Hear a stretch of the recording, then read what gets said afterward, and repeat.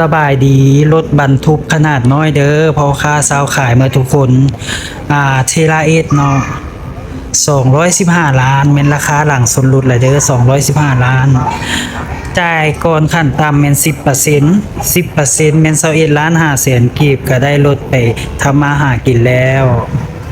กระบะก็กว้างเด้อกระบะนี่เป็นรถบรรทุกขนาดน้อยเหมาะกับธุรกิจขนาดน้อยเนาะเป็นเกียร์กระปุกน้อยกระทัดหัดได้ว่ากระบะนี่กับบ่น้อยได้ล่ะ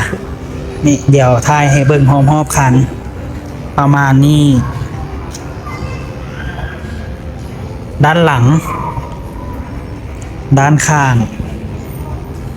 เดี๋ยวสิไปแบบไวๆเลยเนาะด้านข้างเด้อเทราเอส